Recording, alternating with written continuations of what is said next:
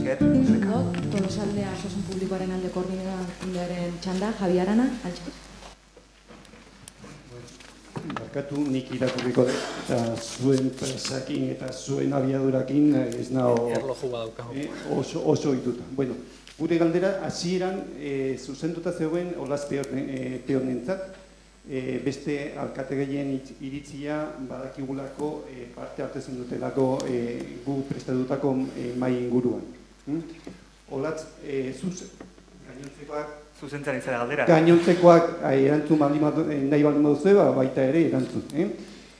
Zuzeuk eta zure alderdiak benetan uste duzue baldin eta klinika batek beste eskualde ospitalek baino eren bat txikiago badu plantilla eta klinika honek ez badu behar adina azpiegiturarik eskualdeko 75.000 biztanleak atenditzeko eta klinika horretako langile publikoek baino baldintza okerragoa badituzte eta soilik 140 badu dedikazio osoa.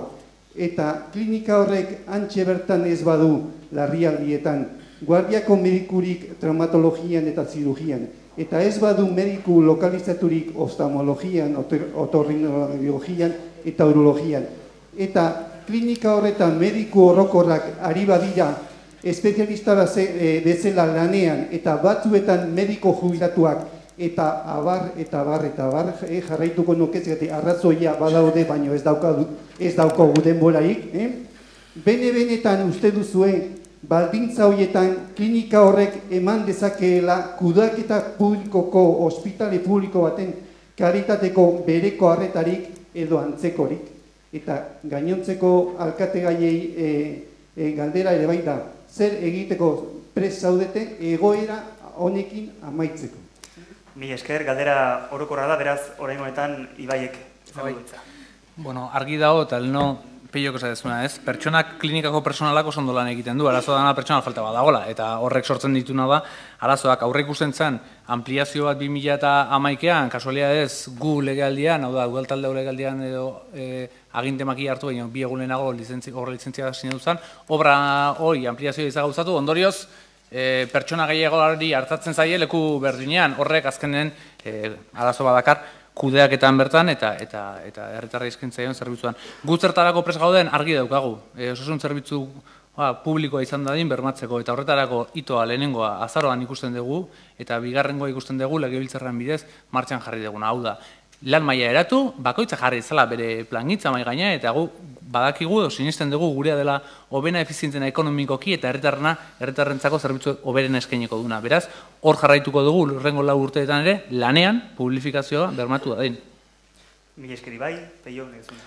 Bueno, nik lehen esan dudan bezala gu errepatuko gea zerbitzua behar den moduan ematen den. Eta hori exigituko dugu. Hortik aurrea, zenbat langile dauden, enpresa gestionatzen duen baitan dago hori.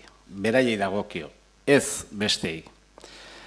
Guk zerbitzua exigitu behar dugu.